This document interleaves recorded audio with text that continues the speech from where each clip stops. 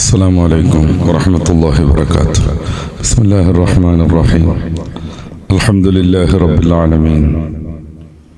الصلاة والسلام على سيدنا محمد وآله وصحبه أجمعين. ബഹുമാന്യരായ പണ്ഡിതന്മാരെ, പ്രിയപ്പെട്ട രക്ഷിതാക്കളെ, അല്ലാഹു നമ്മുടെ ഈ സംഗമം കബൂലാക്കുമാറാവട്ടെ. റബ്ബിൻ്റെ മാർഗത്തിൽ അവൻ ഇഷ്ടപ്പെടുന്നത് മാത്രം പ്രവർത്തിച്ച് ദീർഘകാലം ജീവിക്കാൻ അല്ലാഹു നമ്മെയും നമ്മളുമായി ബന്ധമുള്ള എല്ലാവരെയും അനുഗ്രഹിക്കുമാറാവട്ടെ. ആമീൻ. പരിശുദ്ധ ഇസ്ലാമിൻ്റെ രണ്ടാം പ്രമാണമാണ് ഹദീസുകൾ. ഇസ്ലാമിന് അടിസ്ഥാനപരമായി രണ്ട് പ്രമാണവും അതിൽ നിന്ന് ഉദ്ഭൂതമാകുന്ന രണ്ടും ചേർത്ത് 4 പ്രമാണങ്ങളാണുള്ളത്. ഒന്ന്, അള്ളാഹുവിൻ്റെ ദിവ്യ സൂക്തികളാകുന്ന പരിശുദ്ധ ഖുർആൻ. രണ്ടാമതായി ഈ ഖുർആനിൻ്റെ വ്യാഖ്യാനമായി ഹബീബായ നബി സല്ലല്ലാഹു അലൈഹി വസല്ലമ തങ്ങൾ പഠിപ്പിച്ച ഹദീസുകൾ. പിന്നെ ഹദീസും ഖുർആനും ആശ്രയിച്ച് മഹാപണ്ഡിതന്മാർ എത്തിച്ചേരുന്ന ഏക അഭിപ്രായം, അതിന് ഇജ്മാ എന്നാണ് സാങ്കേതിക ഭാഷയിൽ പറയുക. പിന്നെ നസ്സായ വ്യക്തമായ വിധി തീർപ്പ് വന്ന ഒരു കാര്യത്തോട് സാമ്യപ്പെടുത്തിക്കൊണ്ട്, സാദൃശ്യപ്പെടുത്തിക്കൊണ്ട് സമാനമായ മറ്റൊരു കാര്യത്തിൽ വിധി പ്രഖ്യാപിക്കുന്ന ഖിയാസ് എന്ന് പറയുന്ന പ്രത്യേക സംവിധാനം. ഖിയാസും ഇജ്മാഉം അടിസ്ഥാനപരമായി ഹദീസിനെയോ ഖുർആനിനെയോ ആശ്രയിച്ചാണ് നിൽക്കുന്നത്. കാരണം അതിൻ്റെ പ്രമാണം ഒന്നുകിൽ ഖുർആനായിരിക്കും, അല്ലെങ്കിൽ ഹദീസായിരിക്കും. ഇപ്പോ ഖംർ എന്ന് പറഞ്ഞാൽ മുന്തിരിയിൽ നിന്ന് പിഴിഞ്ഞുണ്ടാക്കുന്ന ലഹരി പദാർത്ഥമാണ്. അത് ഹറാമാണെന്നും പാടില്ലെന്നും പരിശുദ്ധ ഖുർആനിൽ 5-ാം അധ്യായം സൂറത്തുൽ മാഇദയുടെ 90-ാമത്തെ വചനത്തിൽ കാണാം. ഭാഷാപരമായി നോക്കുമ്പോൾ ഖംർ എന്ന് പറയുന്നത് ഞാനീ പറഞ്ഞ സാധനമാണ്. എന്തുകൊണ്ട് ഖംർ ഹറാമാണ്, നിഷിദ്ധമാണെന്ന് ഖുർആൻ പറയുന്നു? അതൊരു ദ്രാവകമായതുകൊണ്ടല്ല. അങ്ങനെയാണെങ്കിൽ ചായയും കഞ്ഞിയൊക്കെ ഹറാമാവണം. അതിൻ്റെ കളറ് ആ ഒരു പ്രത്യേക കളറായതുകൊണ്ടല്ല. അങ്ങനെയാണെങ്കിൽ മറ്റ് അതേ കളറുള്ള സംഗതികൾ ഹറാമാവണം. അങ്ങനെ ഓരോന്ന് ഇങ്ങനെ പരിശോധിച്ച് ഖംർ ഹറാമാവാനുള്ള അടിസ്ഥാന കാരണം നമ്മൾ കണ്ടെത്തുന്നു. അത് ബുദ്ധിയെ മയക്കുന്നു, ലഹരി പിടിപ്പിക്കുന്നു. അങ്ങനെ വരുമ്പോൾ ലഹരി പിടിപ്പിക്കുന്ന വേറെ ഏതൊക്കെ സംഗതികളുണ്ടോ അതൊക്കെ ഹറാമാണെന്ന് നമുക്ക് മനസ്സിലാക്കാം. അത് മുന്തിരിയിൽ നിന്നുണ്ടാക്കാത്ത കള്ളായാലും, കള്ളല്ലാത്ത കഞ്ചാവ് പോലെയുള്ള ഇന്നൊക്കെ സമൂഹത്തെ, ചെറുപ്പക്കാരെയൊക്കെ സ്വാധീനിച്ചു കൊണ്ടിരിക്കുന്ന മരിജുവാന, ഹഷീഷ്, MDMA, ഇതൊക്കെ ആയാലും ഹറാമ് തന്നെ. എന്തുകൊണ്ട്? അതിലും കള്ള് ഹറാമാവാനുള്ള അടിസ്ഥാന കാരണമുണ്ട്. ലഹരി ബാധിപ്പിക്കുന്നു. ഈ ഒരു സമീകരണത്തിനാണ് ഖിയാസ് എന്ന് പറയാം. വ്യക്തമായ രീതിയിൽ വിധി വന്നത് മുന്തിരിക്കള്ളിനെ കുറിച്ചാണ്. അതിൽ ആ വിധി വരാനുള്ള കാരണം അതിൽ ലഹരി വരുന്നു എന്നതാണ്. അങ്ങനെ വരുമ്പോൾ ലഹരിയുള്ള എല്ലാ സാധനങ്ങളും ഹറാമാണ്. ഇതിനാണ് ഖിയാസ് എന്ന് പറയാം. ഇജ്മാ നമുക്കൊക്കെ അറിയാവുന്നതുപോലെ മുസ്ലിം സൊസൈറ്റിയിലെ പണ്ഡിതന്മാരെല്ലാവരും ഒരു വിഷയത്തിൽ ഏകോപിക്കുന്നതാണ്. അങ്ങനെ ഒരു ഏകോപനം വന്നാൽ അതിന് വിരുദ്ധമായി പ്രവർത്തിക്കൽ ഫിസ്ഖാണ്. പലപ്പോഴും ദീനിൽ നിന്ന് തന്നെ പുറത്തു പോകുന്ന ഏർപ്പാടാണ്. ഇജ്മാ വന്നാൽ നസ്സുനേക്കാൾ അതിനെ മുന്തിക്കണം എന്നാണ് നമ്മുടെ പ്രമാണം.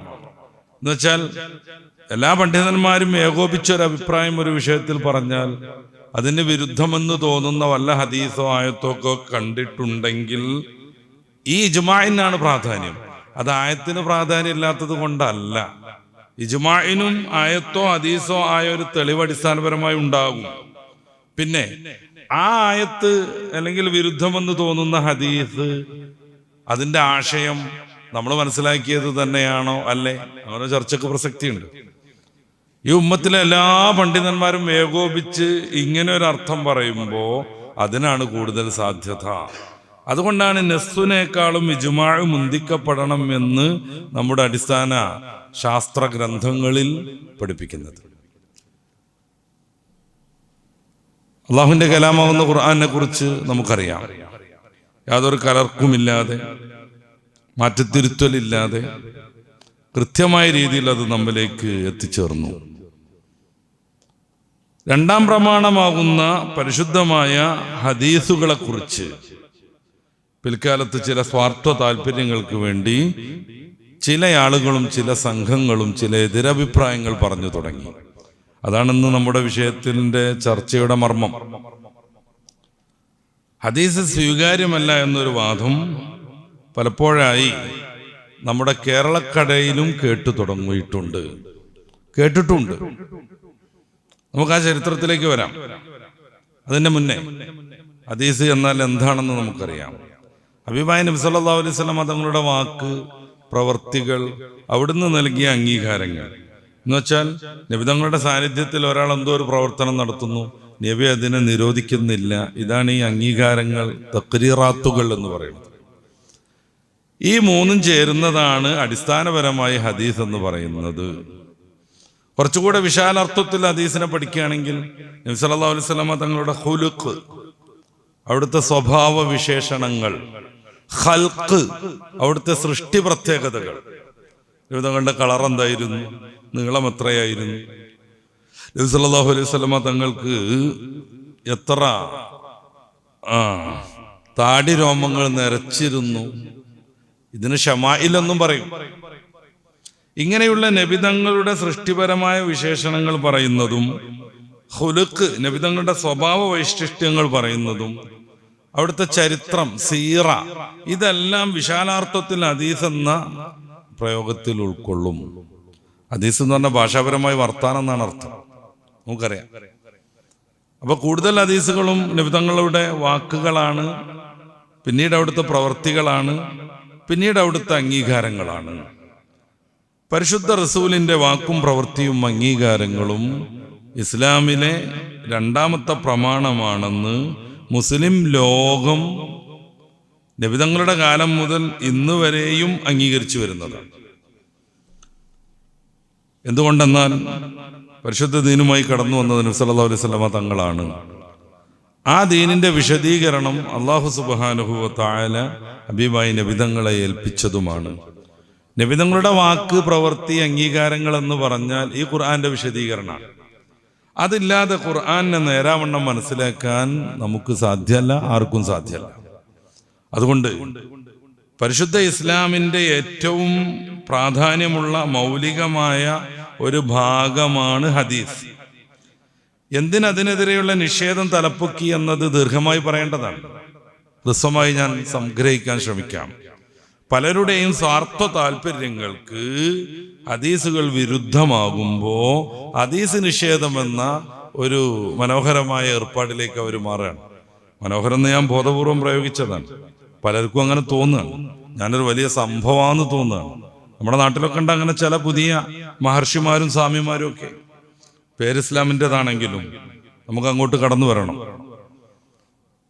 അവരുടെ സ്വാർത്ഥ താല്പര്യങ്ങൾക്ക് ഹദീസ് പ്രമാണങ്ങൾ വിരുദ്ധമാകുമ്പോൾ ഹദീസിനോട് തള്ളിക്കളയും. ഖുർആൻ അങ്ങനെ തള്ളാൻ അവർക്ക് കഴിയില്ല. കാരണം ഖുർആൻ മുഅ്ജിസാണ്. ഖുർആൻ തവാത്തുറായ രീതിയിൽ, അതായത് നിഷേധം സാധ്യമല്ലാത്ത വിധം സംഘങ്ങൾക്ക് കൈമാറി പോന്നതാണ്. അതിനാണ് തവാത്തുർ എന്ന് പറയാം. കളവ് സാധ്യമല്ലാത്ത വിധം വിപുലമായൊരു സംഘം അടുത്ത ടീമിന് കൈമാറുന്നു. അത്രയും ആളുകൾ കള്ളം പറഞ്ഞു എന്ന് ഒരിക്കലും അംഗീകരിക്കാൻ മതത്തിന്റെ മാനദണ്ഡമൊന്നും ഇല്ലെങ്കിൽ പോലും ആർക്കും സാധ്യമല്ല. ഇപ്പൊ ഗാന്ധിജി ജീവിച്ചിരുന്നു, നമ്മളാരും കണ്ടിട്ടില്ല അദ്ദേഹത്തിന്റെ പേരിൽ ചില പുസ്തകങ്ങളൊക്കെ ഉണ്ട്. അത് അദ്ദേഹം രചിച്ചു നമുക്കറിയില്ല. ആരോ രചിച്ച് ഗാന്ധിജി എന്ന് പറഞ്ഞ് ഇറക്കിയതാണോ എന്നുള്ളതൊന്നും നമുക്കറിയില്ല. പക്ഷെ ഗാന്ധിജി ജീവിച്ചു എന്നത് ഒരു യാഥാർത്ഥ്യമാണ്. അത് നിഷേധിക്കാൻ പറ്റില്ല. എന്തുകൊണ്ട് പറ്റില്ല? അനിഷേധ്യമാം വിധം ഒരു സംഘം ഗാന്ധിജിയോടൊപ്പം ജീവിച്ചവർ, ഉപ്പ് സത്യാഗ്രഹത്തിൽ പങ്കെടുത്തവർ, അഹിംസാവാദമായിട്ട് സമരം ചെയ്തവർ, നമ്മുടെ നാട്ടിൽ ജീവിച്ചു പോയിട്ടുണ്ട്. നിഷേധിക്കാൻ പറ്റാത്ത വിധം, അവർ കളവിൽ ഏകോപിച്ചു എന്ന് പറയാൻ പറ്റാത്ത വിധം ഒരു വലിയ സംഘം, 1 2 ആളോ 3 ഒക്കെ ആണെങ്കിൽ, 4 5 6 ഒക്കെ ആളാണെങ്കിൽ അവർ കള്ളം പറഞ്ഞാൽ നമുക്ക് തോന്നും. ഈ ശൃംഖലയിൽ ഇവിടം മുതൽ അവിടം വരെ എപ്പോഴെങ്കിലും ഒന്നല്ല യേശുക്രിസ്തുവിനെ കുരിശത്തറച്ചിരിക്കുന്നു എന്ന് വലിയൊരു സംഘം ആളുകൾ വിശ്വസിക്കുന്നുണ്ട്. അത് സത്യമൊന്നുമല്ല. കളവ് പറയാൻ സാധ്യത ഇല്ലാത്തത്ര മതം വിപുലമായൊരു സംഘം വിശ്വസിക്കുന്നുണ്ട്. അത് സത്യമല്ല. എന്തുകൊണ്ട്? ഈ സംഘത്തിൽ നിന്ന് സ്വീകരിച്ച് അവരതിനേക്കാൾ വലിയൊരു സംഘത്തിൽ നിന്ന് സ്വീകരിച്ച് ഇങ്ങനെ പോയി ഏകദേശം അവസാനെത്തുമ്പോഴേക്ക് ഏതെങ്കിലും ഒരു വ്യക്തിയിലേക്ക് അത് ചുരുങ്ങുന്നു. ആ ശൃംഖലയിൽ പല ഘട്ടങ്ങളിലും ഈ വലിയ സംഘം എന്ന ആ ഒരു ഉറപ്പ് നഷ്ടപ്പെടുന്നു. നേരെ വെച്ച് ഗാന്ധിജി ജീവിച്ചു എന്നത് അങ്ങനെയല്ല. വലിയൊരു നിഷേധിക്കാൻ പറ്റാത്ത സംഘം മറ്റു സംഘത്തിന് കൈമാറി വന്നതാണ്. അതുകൊണ്ട് അദ്ദേഹത്തെ കണ്ടിട്ടില്ലെങ്കിലും ഒപ്പം യാത്ര ചെയ്തിട്ടില്ലെങ്കിലും അദ്ദേഹം ജീവിച്ചു എന്ന് നമുക്കറിയാം, ഇന്ന് ലോകത്തിനറിയാം. ഇவ்விധം കളവിനുമേൽ യോജിച്ചു പറഞ്ഞു, എല്ലാവരും കൂടി ഒത്തൊരുമിച്ച് കള്ളം പറഞ്ഞു എന്ന് വിശ്വസിക്കാൻ പറ്റാത്ത വിധം വലിയൊരു സംഘം മറ്റൊരു സംഘത്തിന് ഇങ്ങനെ കൈമാറിപ്പോകുന്നതിനാണ് മുത്തവാത്തിർ എന്നൊക്കെ പറയാം. അങ്ങനെ മുത്തവാത്തിറായി കടന്നു വന്ന കാരണത്താൽ പരിശുദ്ധ ഖുർആനെ നിഷേധിക്കാൻ സാധ്യമേ അല്ല. അപ്പൊ ഖുർആന്റെ ബഹുമാന പുരസ്സരം മാറ്റിവെച്ച് ഖുർആനിന്റെ വിശദീകരണമാവുന്ന ഹദീസുകളെ വിവിധ ദുരാരോപണങ്ങൾ പറഞ്ഞ് നിഷേധിച്ച് തള്ളുക എന്ന പ്രവണത ഇസ്ലാമിക ലോകത്ത് ആദ്യമായി തുടങ്ങുന്നത് ഖവാരിജുകളാണ്. അവർക്കിത് പൂർണ്ണാർത്ഥത്തിൽ സാധിക്കുന്നു എന്നല്ല കേട്ടോ ഞാൻ പറയണത്. ഖുർആനിനെ അംഗീകരിക്കുന്ന ഒരാൾക്ക് ഹദീസിനെ അംഗീകരിക്കാൻ പറ്റില്ല. എന്തുകൊണ്ട്? പരിശുദ്ധ ഖുർആനിലെ ഒരു 25 വചനങ്ങൾ കൊണ്ടെങ്കിലും ഹദീസിന്റെ ആധികാരികത നമുക്ക് വിശദീകരിക്കാൻ പറ്റും. ചുരുങ്ങിയത് ഒരു 25 വചനം. അവസാനം നമുക്ക് അതേക്കുറിച്ച് പരാമർശിക്കണം. എത്ര കണ്ട് സമയം കിട്ടുമെന്ന് എനിക്കറിയില്ല. അപ്പൊ ഖുർആൻ അംഗീകരിക്കുന്നു, ഹദീസ് അംഗീകരിക്കൂല എന്ന് പറഞ്ഞാൽ ഖുർആനെ അംഗീകരിച്ചില്ല എന്ന് അതിന്റെ അർത്ഥം. ഖുർആൻ അംഗീകരിക്കും ഞാൻ, ഖുർആനാണ് മഹാസംഭവം, ഖുർആനിലെല്ലാം ഉണ്ട്, പിന്നെ ഹദീസിന്റെ ആവശ്യമല്ല എന്ന രീതിയിൽ കുറെ നിഷ്കുകളെ കാണാം, കുറെ നിഷ്കപടരാൻ തോന്നിപ്പിക്കും. സത്യത്തിൽ ഖുർആനിനെ അംഗീകരിക്കുന്ന ഒരാൾക്ക് ഹദീസ് അംഗീകരിക്കാതിരിക്കാനേ പറ്റില്ല. അത് മറ്റൊരു കാര്യം. അപ്പൊ ഖുർആൻ മതി, ബാക്കിയുള്ളതൊന്നും വേണ്ട എന്നൊക്കെ പറഞ്ഞ്, അല്ലാതെ ഖുർആനെ നിഷേധിച്ച് റസൂലിന് വിരുദ്ധനാണ് എന്ന് വരുത്തി കഴിഞ്ഞാൽ പിന്നെ ആരും മൂപ്പര വാക്ക് കേൾക്കൂല. അതില്ലാതിരിക്കാൻ വേണ്ടി ഖുർആനെ നന്നായിട്ട് ഹൈലൈറ്റ് ചെയ്യുക, ഹദീസിന്റെ ആവശ്യമല്ല എന്ന് പറയാം. അല്ലെങ്കിൽ ഖുർആനെ നന്നായിട്ട് ഉഷാറാക്കിയിട്ട് ഇതിനപ്പുറം പിന്നെ ഹദീസ് എന്തിനാന്ന് ചോദിക്കുക. അങ്ങനെ വരുമ്പോ കുറേയേറെ ഗുണങ്ങൾ അവർക്ക് ഉണ്ടാകുന്നു. ഇപ്പോൾ ഓറിയന്റലിസ്റ്റുകൾ, ഞാൻ അവരെ കുറിച്ച് പറയാൻ പോകുന്നുണ്ട്. ഈ ഒരു സാഹചര്യത്തിൽ അവരെ പറ്റിയുള്ള ഒരു ഉദ്ദേശം ഞാൻ പറയാം. ഈ ഓറിയന്റലിസ്റ്റുകൾ എന്തിനാ ഹദീസ് നിഷേധികളായി മാറിയത്? മറ്റേതൊരു മതത്തിനും ഇല്ലാത്ത വിധം സുവ്യക്തമായ പ്രമാണങ്ങൾ കൊണ്ട് ദൃഢീകരിക്കപ്പെട്ടതാണ് പരിശുദ്ധ ഇസ്ലാം. ഒരു മനുഷ്യന്റെ ജനനം മുതലല്ല, ഗർഭം ഉണ്ടാവുമ്പോൾ അവന് വേണ്ടി മറ്റുള്ളവർ ചെയ്യേണ്ട കർമ്മങ്ങൾ അടക്കം, പിന്നെ അദ്ദേഹം മരണപ്പെട്ട് കഴിഞ്ഞാൽ അദ്ദേഹത്തിന് വേണ്ടി മറ്റുള്ളവർ ചെയ്യേണ്ട സാമൂഹിക ബാധ്യതകൾ അടക്കം, ഒരു മനുഷ്യന്റെ ഓരോ നിമിഷത്തെയും, അത് രാഷ്ട്രീയമാവാം, സാമ്പത്തികമാവാം, ദാമ്പത്യാവാം, കച്ചവടമാവാം, വ്യവഹാരങ്ങളാവാം, ആരാധനകളാവാം, ഒരു മനുഷ്യൻ എന്ന വിധം അദ്ദേഹത്തിൽ നിന്ന് സംഭവിക്കാനിടയുള്ള ഓരോ കുഞ്ഞു കർമ്മങ്ങളെ വരെയും കൃത്യമായി നിർവചിക്കുകയും അതിൻ്റെ നിയമങ്ങളും വിശദീകരണങ്ങളും പഠിപ്പിക്കുകയും ചെയ്തു പരിശുദ്ധ ഇസ്ലാം. റസൂൽ സല്ലല്ലാഹു അലൈഹി വസല്ലം തങ്ങൾ കുറെ നിയമങ്ങൾ പറഞ്ഞു പോവുകയല്ല ചെയ്തത്, അവിടുന്ന് മുന്നിൽ നിന്നത് നിർവഹിച്ച് കാണിച്ചു തന്നു. ഓറിയന്റലിസ്റ്റുകൾ എന്നൊക്കെ പറഞ്ഞു കഴിഞ്ഞാൽ അല്ലെ, ഈ പൗരസ്ത്യ ദേശത്തെക്കുറിച്ച്, ഇവിടുത്തെ സംസ്കാരങ്ങളെക്കുറിച്ച് പഠിക്കാനുള്ള യൂറോപ്യൻ പണ്ഡിതന്മാരുടെ, ക്രൈസ്തവ മേലാളന്മാരുടെ നിർദ്ദേശപ്രകാരമുള്ള ഒരു സംഘമായിരുന്നു മുസ്തശരീഖീങ്ങൾ എന്ന് പറയും. ഈ ഓറിയന്റലിസ്റ്റുകൾക്ക് അവരുൾക്കൊള്ളുന്ന പ്രമാണത്തെക്കാൾ ജാജ്വലമായി നിൽക്കുന്ന പരിശുദ്ധ ഇസ്ലാമിന്റെ പ്രമാണങ്ങൾ സഹിക്കാൻ പറ്റൂല. അപ്പൊ എങ്ങനെയെങ്കിലും സംശയങ്ങളുണ്ടാക്കി ഇസ്ലാമിന്റെ ഈ വൈപുല്യത്തിന് കാരണമായ ഹദീസുകളെ സമൂഹത്തിൽ നിന്ന് ഒറ്റപ്പെടുത്തണമെന്ന് അവർ തീരുമാനിച്ചത് സ്വാഭാവികം മാത്രം. അതിനുവേണ്ടിയാണ് ഹദീസിന്റെ ഇൻഡെക്സ് ഒക്കെ 2 ഫാദർമാരുണ്ടാക്കുന്നത്. നമുക്ക് തോന്നും നിർദോഷകരമാണത്. കാര്യം ഇനി ഹദീസ് എവിടെ ഉണ്ട്, ഏത് അധ്യായത്തിലുണ്ട്, ഏത് വാള്യത്തിലുണ്ട്, ഏത് സഹീഹിലുണ്ട് എന്ന് കണ്ടുപിടിക്കാൻ വളരെ എളുപ്പമാണ്. ആ 2 ഫാദർമാർ അവരുടെ ജീവിതം തന്നെ മാറ്റിവെച്ച് കുറിപ്പുണ്ടാക്കി ഹദീസിന് 6 വാള്യമുള്ള ഇൻഡെക്സ് തയ്യാറാക്കിയപ്പോ നമ്മൾ വിചാരിക്കും വല്ലാത്തൊരു സേവനം. അല്ല. ഹദീസിനെ വിമർശിക്കാനും ഭത്സിക്കാനും ജനങ്ങളിൽ നിന്ന് ഒഴിവാക്കാനും പിന്നീട് വരുന്ന അവരുടെ ഓറിയന്റലിസ്റ്റ് പണ്ഡിതന്മാർക്ക് അവരുടെ ഏർപ്പാടും കുതന്ത്രവും വഞ്ചനയും എളുപ്പമാകാൻ വേണ്ടിയിട്ടാണ് ആദ്യം 2 ആളായും അങ്ങോട്ട് കൂടിയിട്ട് ഇൻഡെക്സ് തയ്യാറാക്കുന്നത്. ഒരു ഹദീസ് എവിടെ ഉണ്ട് എന്ന് കണ്ടെത്താൻ ഇന്നൊക്കെ ഇഷ്ടംപോലെ സാധ്യതകളുണ്ട്. അൽ ബായിസുൽ ഹദീസ് പോലെയുള്ള സോഫ്റ്റ്വെയറുകൾ വളരെ മികച്ചതാണ് ആ വിഷയത്തിൽ. ഇതൊന്നും ഇറങ്ങാത്ത കാലത്ത് 6 വാള്യത്തിൽ ഇന്ന് ലഭ്യമായ ഏകദേശം ഹദീസുകളൊക്കെ ഏത് കിതാബിൽ ഏത് വാള്യത്തിലുണ്ട് എന്നതിൻ്റെ ഇൻഡെക്സ് തയ്യാറാക്കുന്നത് മുസ്ലിം പണ്ഡിതനല്ല, നേരെ മറിച്ച് ഓറിയന്റലിസ്റ്റ് പണ്ഡിതന്മാരാകുന്ന 2 ക്രൈസ്തവ ഫാദർമാരാണ്. എന്തിനാ ഇത്? നമ്മൾ നന്നായിട്ടൊന്ന് ഹദീസ് പഠിച്ചോട്ടെ എന്ന് കരുതിയിട്ടാണോ? അല്ല.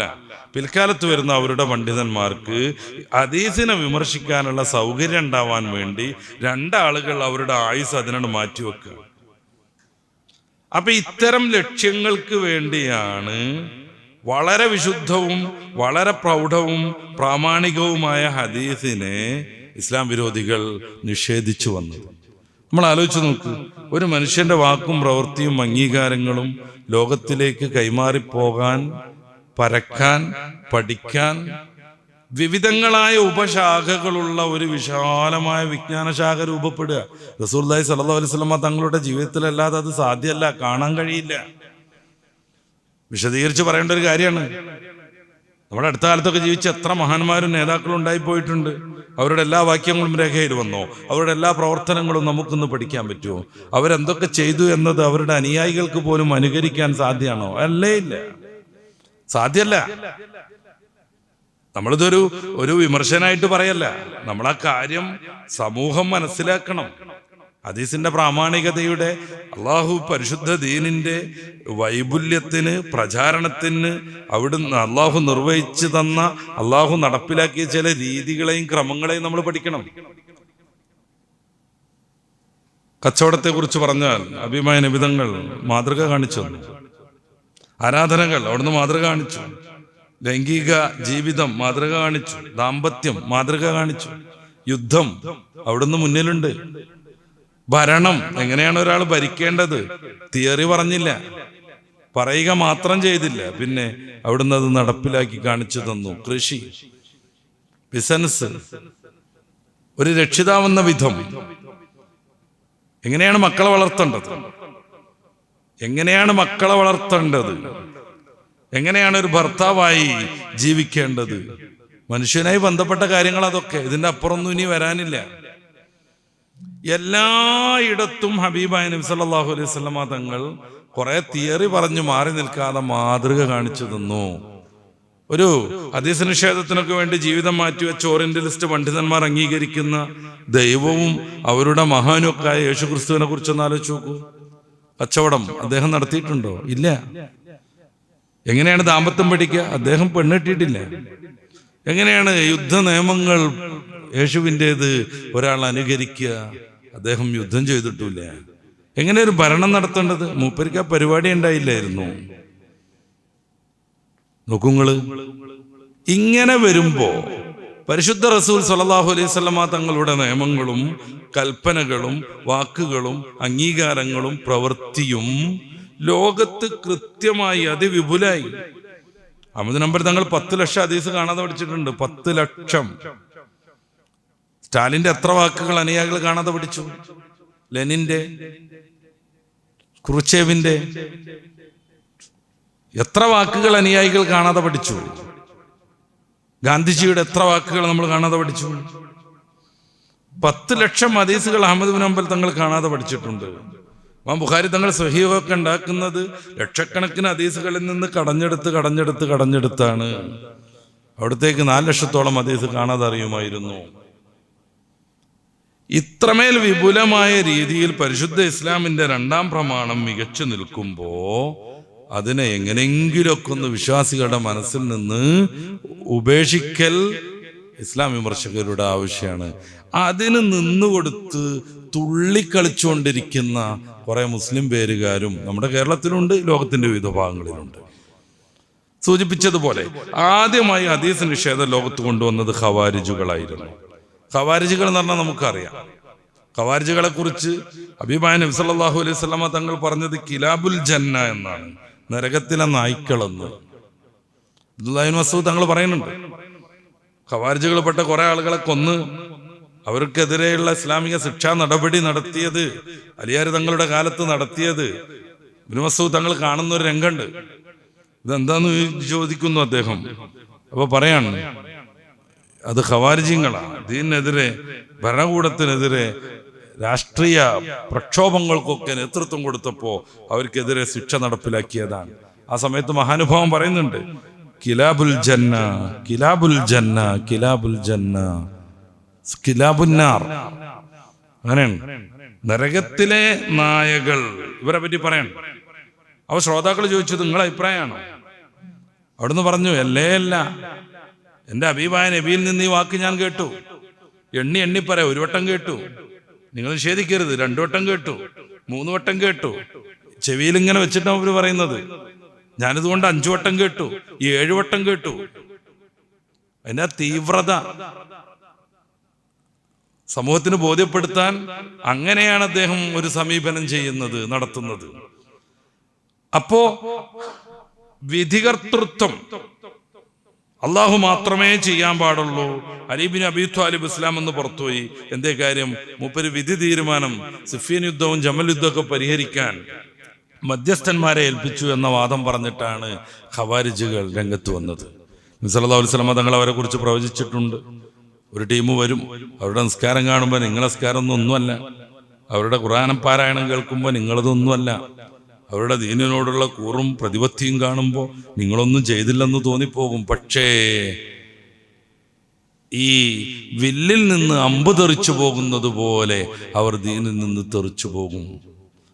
കുറേ കാര്യങ്ങൾ അവരെ കുറിച്ച് റസൂല് പിന്നെയും പറഞ്ഞു സല്ലല്ലാഹു അലൈഹി വസല്ലം.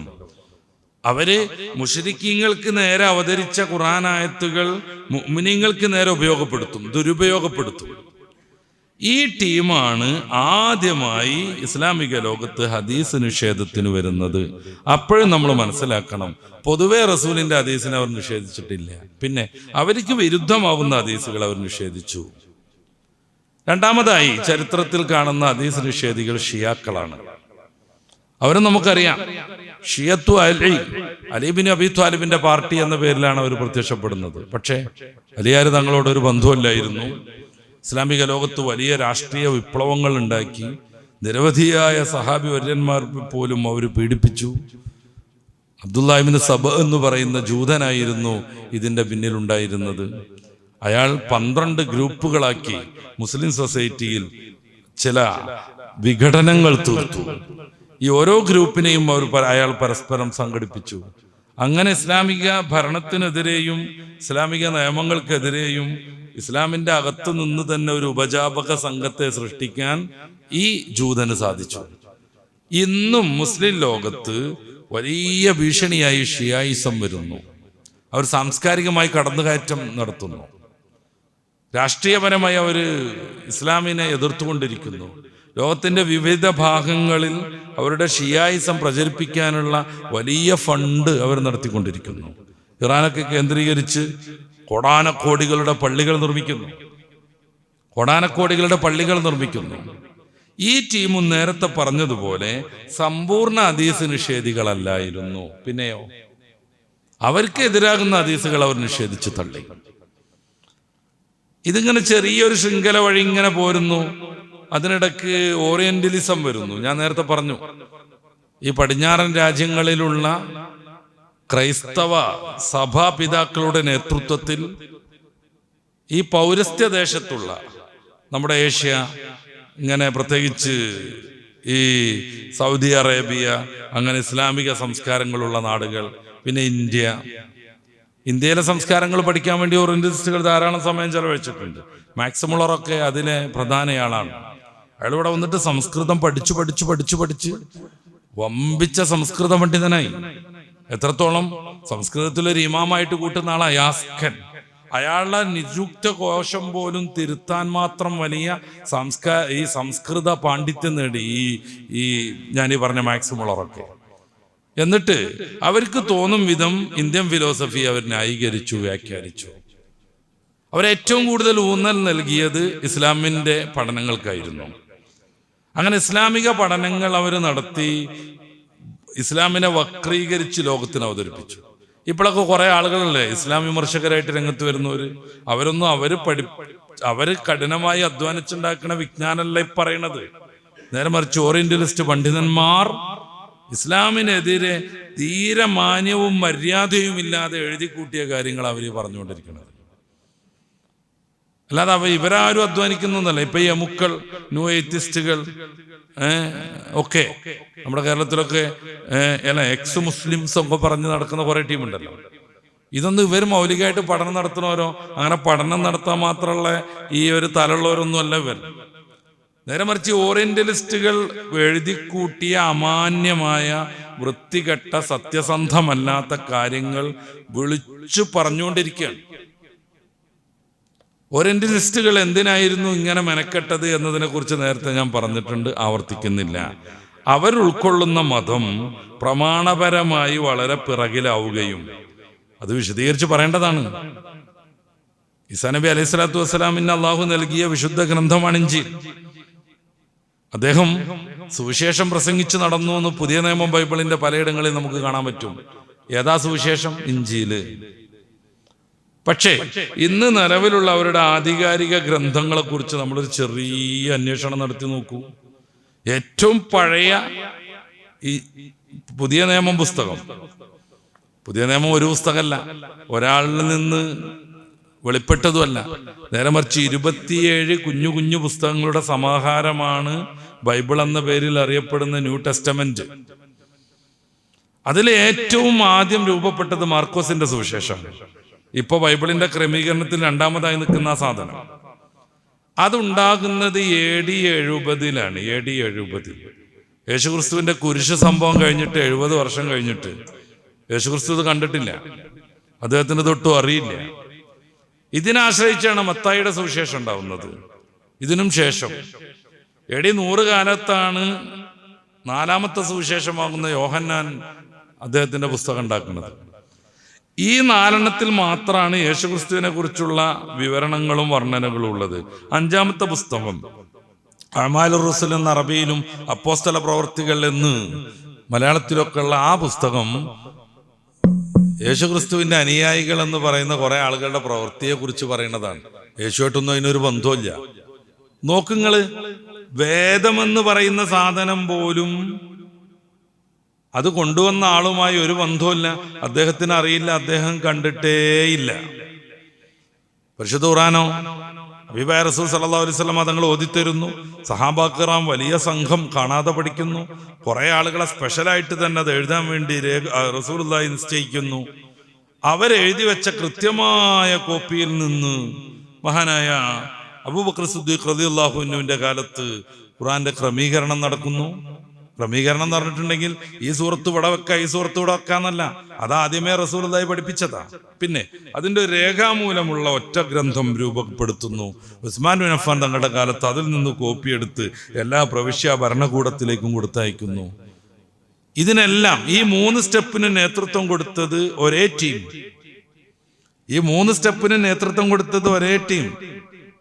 സെയ്ദ് റളിയല്ലാഹു അൻഹുവിന്റെ ഒക്കെ നേതൃത്വത്തിലുള്ള ഒരേ ടീം. അവർക്ക് എല്ലാവർക്കും ഈ ഖുർആൻ 100% കാണാതെ അറിയും. അവർക്ക് മാത്രമല്ല, ആയിരക്കണക്കിന് നബിയുടെ അനുചാരന്മാർക്ക് ഖുർആൻ കാണാതെ അറിയും. ഇത്ര പ്രൗഢമാണ് ഖുർആനിന്റെ നിലനിൽപ്പ്.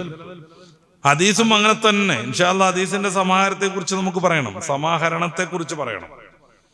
അതും അങ്ങനെ തന്നെയാണ്.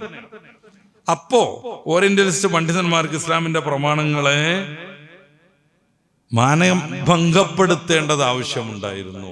അതിനുവേണ്ടി അവർ കുറേ വളഞ്ഞ ഗവേഷണങ്ങൾ നടത്തി. നമ്മൾ ഉള്ളത് പറയണല്ലോ.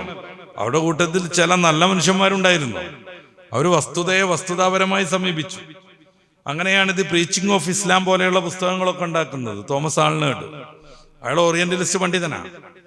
പക്ഷേ ഇസ്ലാമിലെ യുദ്ധങ്ങളെക്കുറിച്ചും ഇസ്ലാമിന്റെ പ്രചാരണ പ്രബോധന രീതികളെ കുറിച്ചും പഠിച്ചപ്പോ അദ്ദേഹത്തിന് മനസ്സിലായി ഈ പറയണമാതിരി തീവ്രവാദമോ ഭീകരവാദമൊന്നും അല്ല. നല്ല സൂഫി പണ്ഡിതന്മാരുടെ യഥാർത്ഥ ഇസ്ലാമിക ജീവിതം കൊണ്ടാണ് പരിശുദ്ധ ഇസ്ലാം ഇത്രമേൽ ലോകത്ത് വ്യാപിച്ചത് എന്ന് തടിച്ച പുസ്തകത്തിൽ അദ്ദേഹം സമർത്ഥിക്കുന്നു.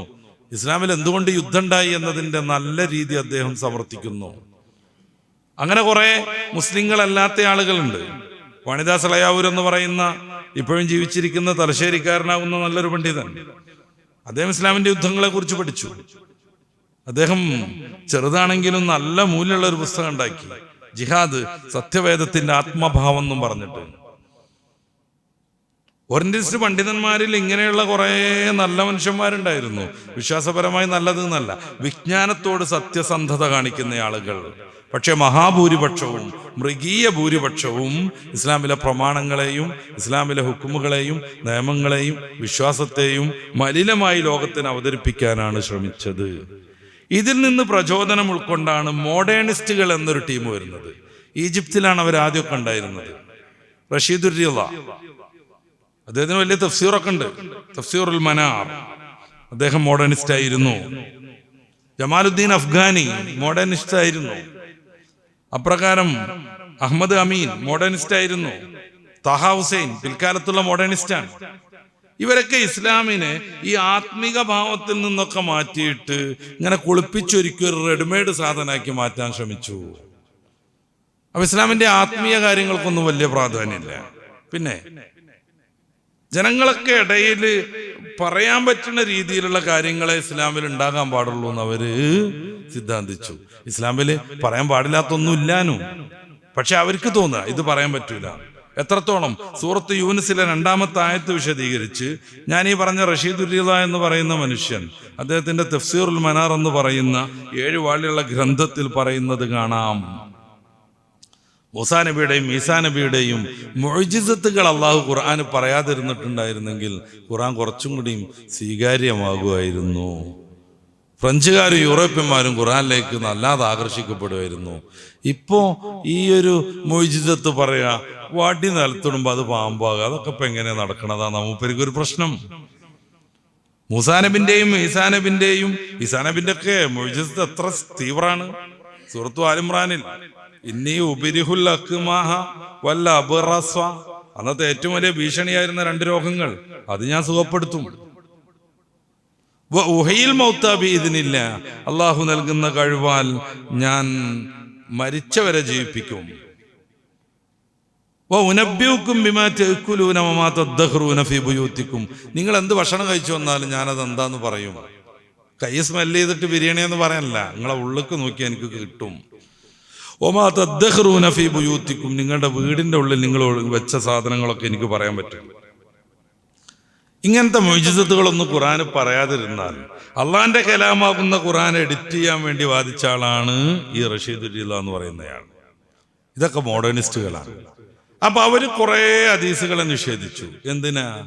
ഇതൊന്നും ഇപ്പൊ പറയാൻ പറ്റൂല, അതൊന്നും ഇപ്പൊ ഉണ്ടാവൂല, അത് ബുദ്ധിക്ക് യോജിക്കൂല, ഇങ്ങനൊക്കെ പറഞ്ഞു. ആരുടെ ബുദ്ധി എന്നുള്ളത് ഒരു പ്രത്യേക ചർച്ചയാണ് കേട്ടോ. ഒരാളുടെ ബുദ്ധിയല്ല വേറൊരാൾക്ക് ഉണ്ടാകുക. ഒരാളെ ബുദ്ധിയിൽ ബോധ്യപ്പെടുന്നത് വേറൊരാൾക്ക് ബോധ്യപ്പെട്ടു എന്ന് വരൂല. മാത്സിന്റെ തിയറിയൊക്കെ അല്ലേ, ചില ആൾക്ക് പെട്ടെന്ന് പഠിയും, ചില ആൾക്ക് പഠിയില്ല.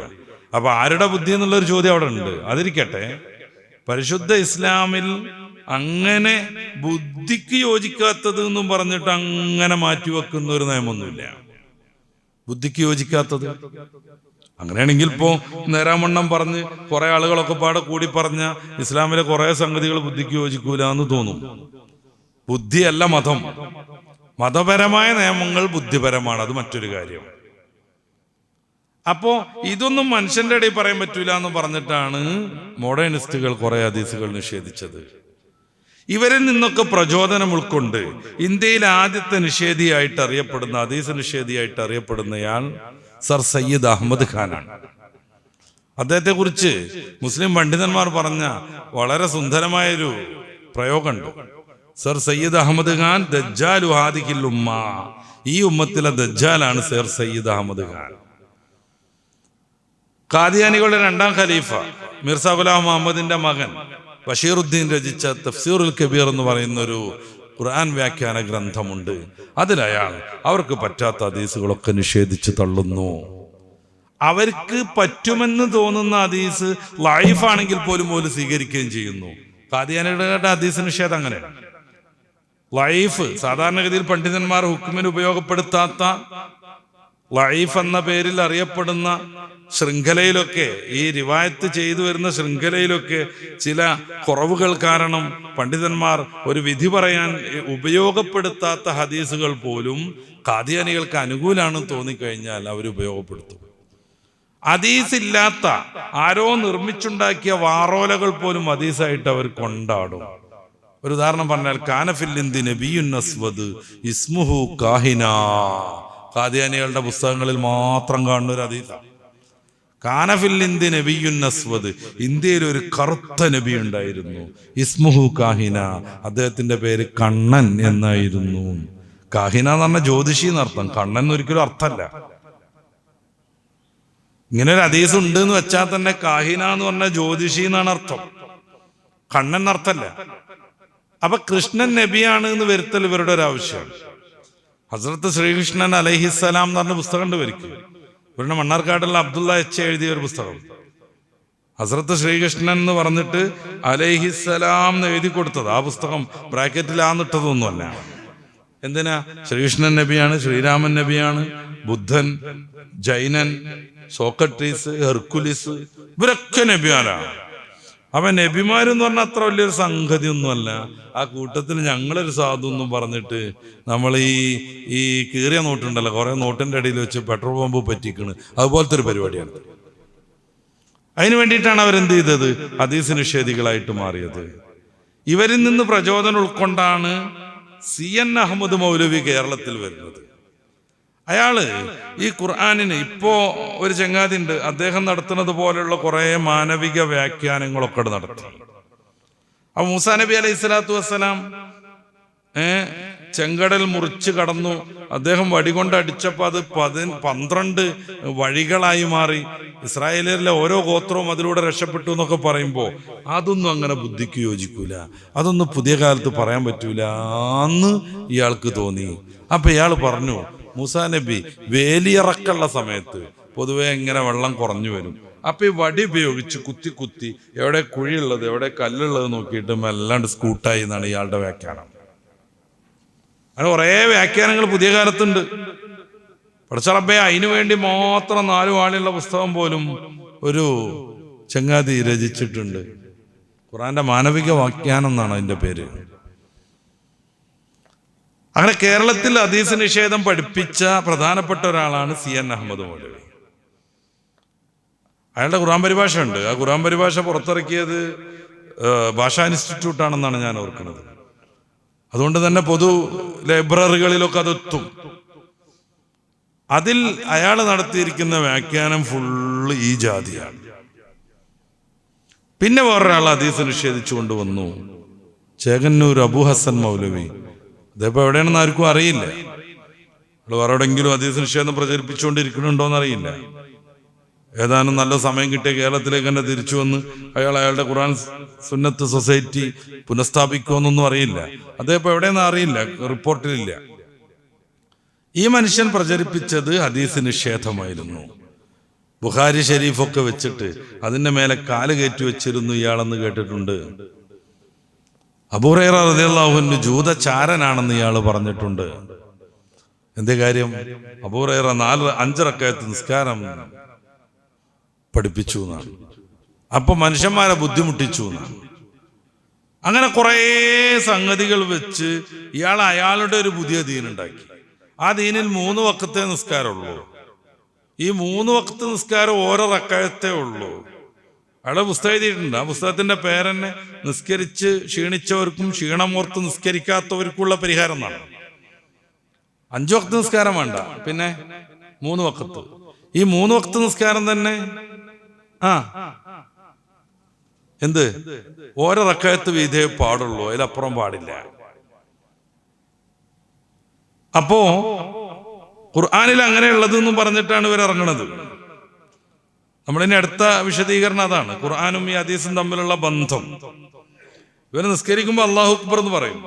പരിശുദ്ധ ഖുർആനിൽ അല്ലാഹു അക്ബർ എന്ന് പറഞ്ഞ പദമല്ല, അതാ രസം. പരിശുദ്ധ ഖുർആനിൽ അല്ലാഹു അക്ബർ എന്ന് പറഞ്ഞൊരു പദമല്ല. നിസ്കരിക്കുമ്പോൾ അല്ലാഹു അക്ബർ എന്ന് പറയണം എന്ന് എന്തായാലും ഖുർആനിലില്ല. പിന്നെ സൂറത്തുൽ ബഖറ, സൂറത്തു ആൽ ഇംറാൻ, സൂറത്തു നിസ ഇങ്ങനെയൊക്കെ പറഞ്ഞിട്ടാണ് ഇവർ അവരുടെ പുസ്തകങ്ങളിലൊക്കെ ഉദ്ധരിക്കുക. അത് ഖുർആനിലുള്ളതല്ല, അത് ഹദീസ് വഴി രൂപപ്പെട്ടതും മനസ്സിലാക്കിയതുമാണ്. പിന്നെ നിസ്കാരത്തിന് ഫർളുണ്ട്, ഷർത്തുണ്ട് എന്നൊക്കെ പറയുന്നു, അങ്ങനെ ഖുർആനിലില്ല. ഖുർആനിലില്ല എന്നൊക്കെ പറഞ്ഞാൽ നമ്മളിങ്ങനെ യാ അയ്യുഹല്ലദീന ആമനൂ ഖൂമൂ എന്നൊക്കെ പറയണ മാതിരി ഇല്ല. പരിശുദ്ധ ഖുർആനിൽ എല്ലാം അടങ്ങിയിട്ടുണ്ട്.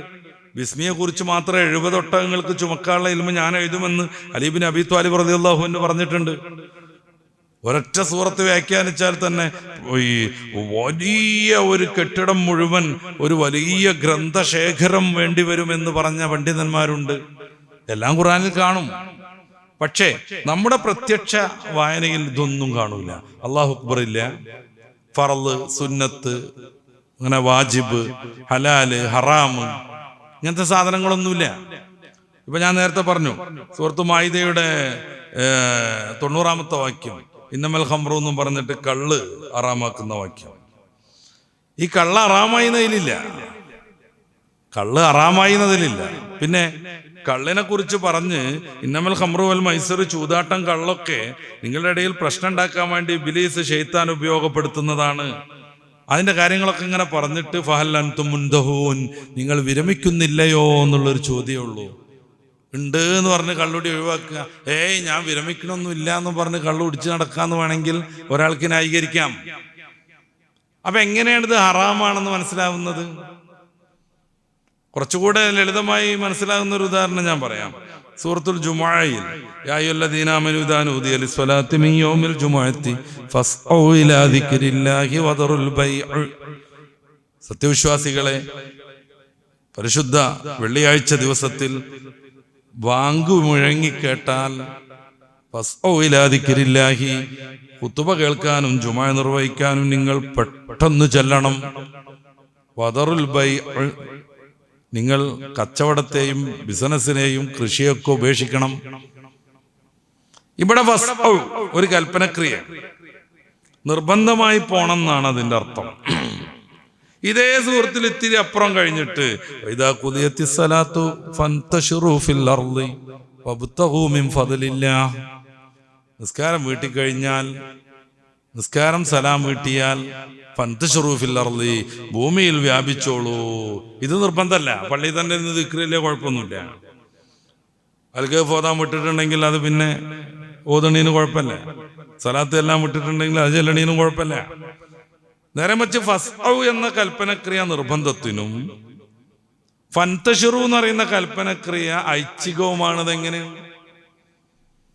ഖുർആനിൽ മാത്രം മതി എന്നും പറഞ്ഞ് ഹദീസിലേക്ക്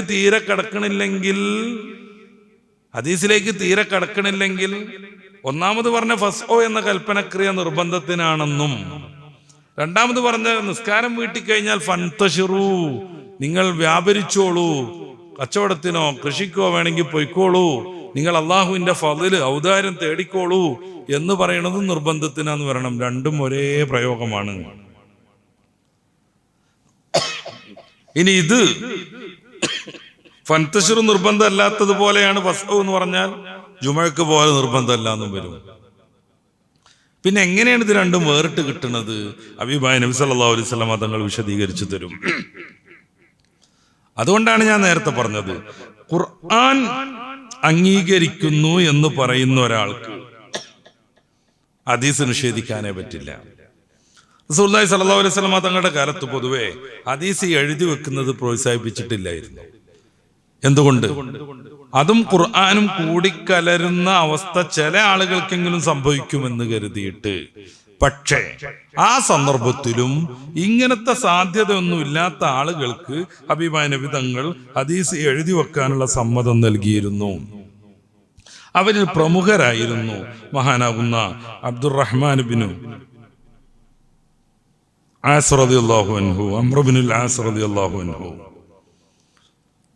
ഒമാനിയർ ഹദീസ് ധാരാളമായി എഴുതി വെച്ചു. അബൂ ഹുറൈറ റളിയല്ലാഹു അൻഹു പറയുന്നുണ്ട്, എന്നേക്കാൾ ഹദീസ് അറിയുന്ന വേറൊരാളും എൻ്റെ കാലത്തില്ലായിരുന്നു. ആരൊഴികെ? അംർ ബിനുൽ ആസ് ഒഴികെ.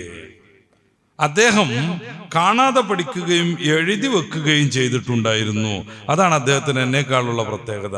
ഞാൻ കാണാതെ പഠിക്കാറായിരുന്നു. നേരെ മറിച്ച് അംർ ബിനുൽ ആസ് തങ്ങൾ കാണാതെ പഠിക്കുകയും ചെയ്യും, എഴുതി വെക്കുകയും ചെയ്യും.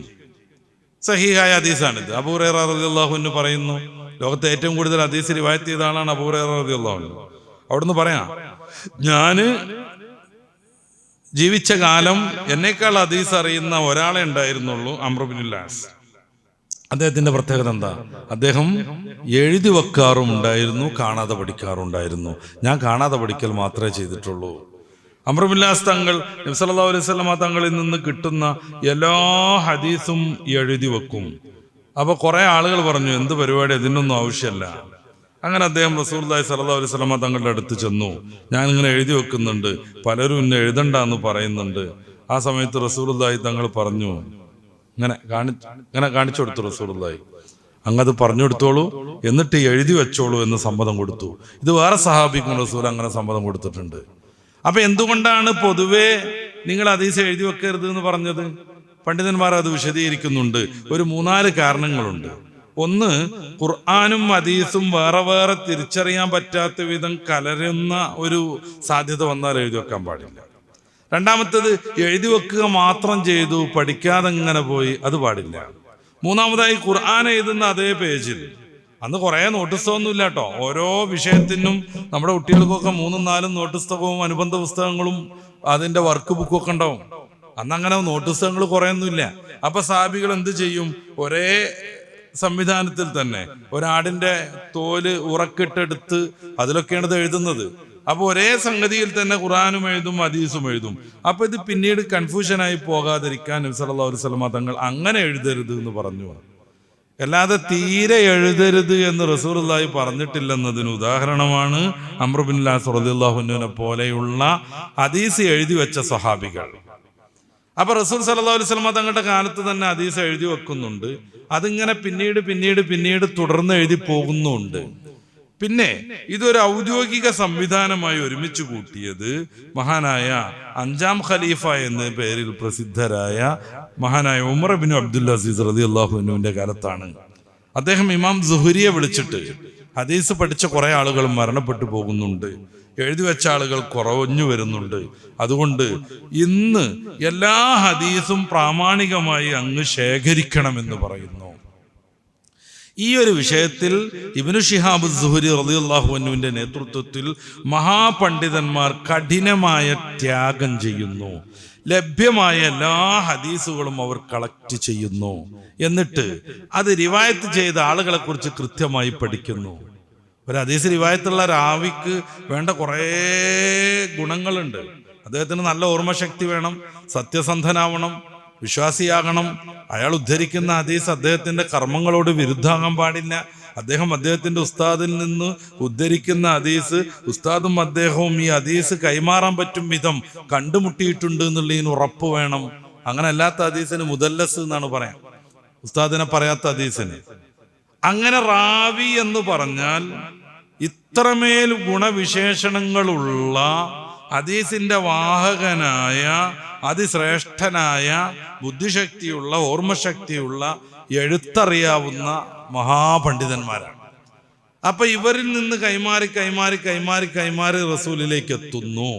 ഈ ശൃംഖല റെഡിക്കുള്ള ഹദീസുകളാണ് സ്വഹീഹായ ഹദീസുകൾ എന്ന പേരിൽ അറിയപ്പെടുന്നത്. ഇമാം സുഹരി റളിയല്ലാഹു അൻഹു ആണ് ഇതിന് നേതൃത്വം കൊടുത്തത്. ഉമർ ഇബ്നു അബ്ദുൽ അസീസ് റളിയല്ലാഹു അൻഹു വലിയ മഹാനായിരുന്നു. റസൂലുള്ളാഹി സ്വല്ലല്ലാഹു അലൈഹി വസല്ലം തങ്ങൾ അവിടത്തെ കുറിച്ച് പ്രവചനം നടത്തിയിട്ടുണ്ട്. ഖിലാഫത്ത് 30 വർഷമായിരിക്കും. പിന്നീട് ഈ രാജഭരണം വരും, ഈ രാജാക്കന്മാരുടെ ഭരണം വരും. പിന്നെ യകൂനുൽ ഖിലാഫത്തു അലാ നഹ്ജിൻ നുബുവത്തി, ഈ പ്രവാചകത്വത്തിന്റെ താല്പര്യങ്ങളെയും ഉദ്ദേശങ്ങളെയും നടപടിക്രമങ്ങളെയും പാലിക്കുന്ന ഖിലാഫത്ത് പിന്നീട് വരും എന്ന് മിഷ്കാത്തിലെ കിതാബുർ റിഖാഖിലൊക്കെ ഉദ്ധരിക്കപ്പെടുന്ന ഒരു ഹദീസുണ്ട്. മുല്ലാ അലിയുൽ കാരിയെ പോലെയുള്ള പണ്ഡിതന്മാർ പറയുന്നത് അത് ഉമർ ബിൻ അബ്ദുൽ അസീസ് തങ്ങളുടെ ഭരണത്തെക്കുറിച്ചാണ് എന്നാണ്. വലിയ ദീനീ പ്രവർത്തനങ്ങളും പരിഷ്കാരങ്ങളും വരുത്തിയ മഹാൻ, എല്ലായിടത്തും സമാധാനം സ്ഥാപിച്ച മഹാൻ.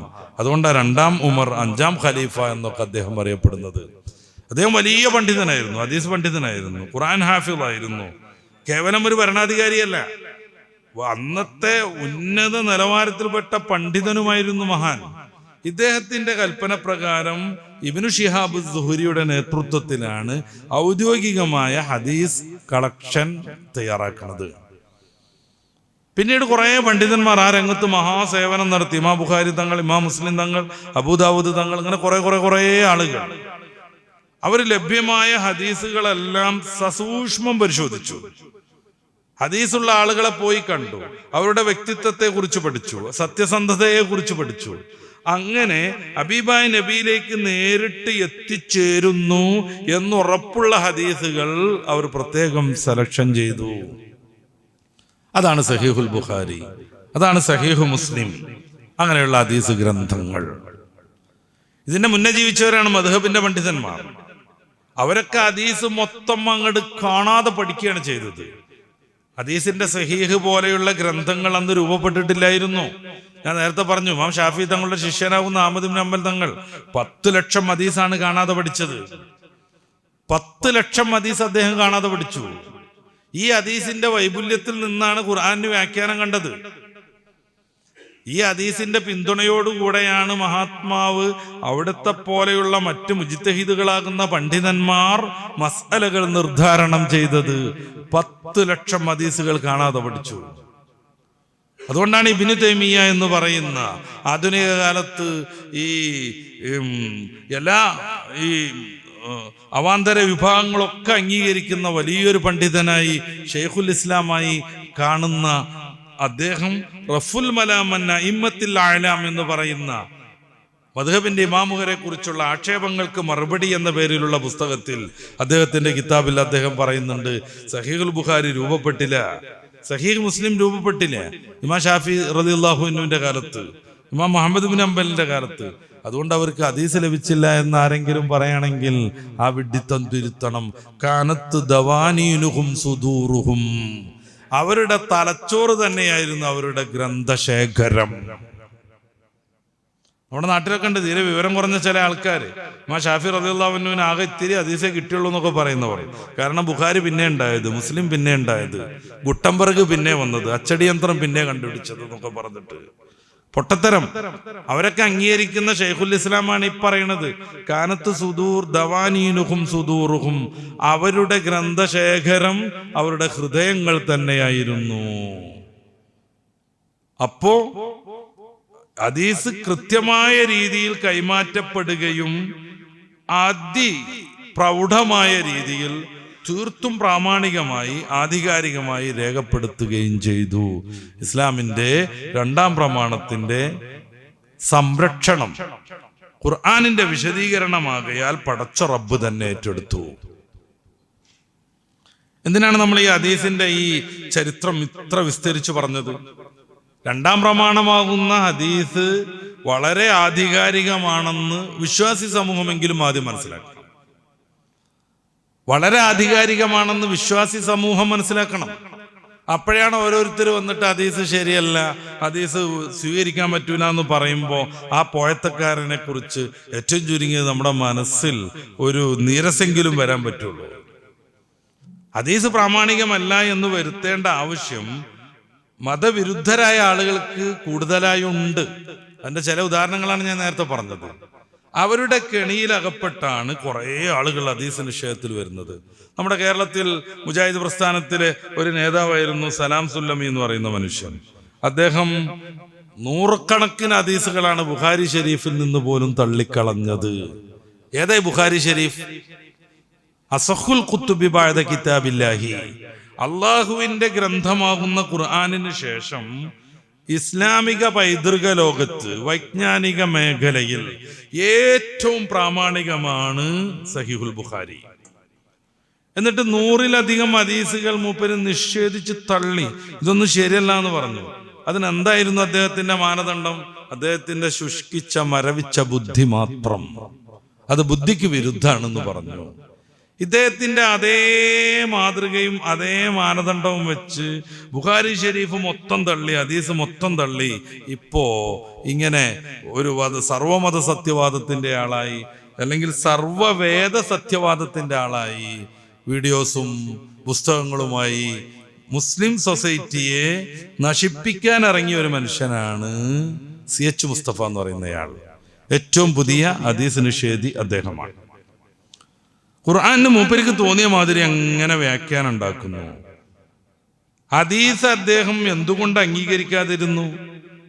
ഇതുവരെ നമ്മൾ പറഞ്ഞതുപോലെ ഓരോരുത്തരുടെ ദുഷ്ട താല്പര്യത്തിന് ഹദീസ് വിരുദ്ധമാകുമ്പോൾ അത് സ്വീകരിക്കുന്നത് അവർക്ക് പ്രയാസമായി തീരും. അപ്പൊ ഹദീസിനെ നിഷേധിച്ച് തള്ളുക. അങ്ങനെ വരുമ്പോ ഖുർആൻ അവരുടെ ഇഷ്ടത്തിന് അങ്ങനെ വ്യാഖ്യാനിക്കാം. ഖുർആൻ അവരുടെ ഇഷ്ടത്തിന് അങ്ങനെ വ്യാഖ്യാനിച്ചു കൂട്ടാ. ചില്ലറൊന്നുമല്ല. ഖുർആനിന്റെ മൗലികതയോടൊരു തരിമ്പ് ബന്ധമില്ലാത്ത വിധം പരിശുദ്ധ ഖുർആൻ വ്യാഖ്യാനിച്ച് മൂപ്പർക്ക് തോന്നുന്ന ഒരു മതം രൂപീകരിച്ചെടുക്കുന്നു. അദ്ദേഹം ജമാഅത്തെ ഇസ്ലാമിയുടെ കുറച്ചു കാലത്തെ പ്രവർത്തകനായിരുന്നു.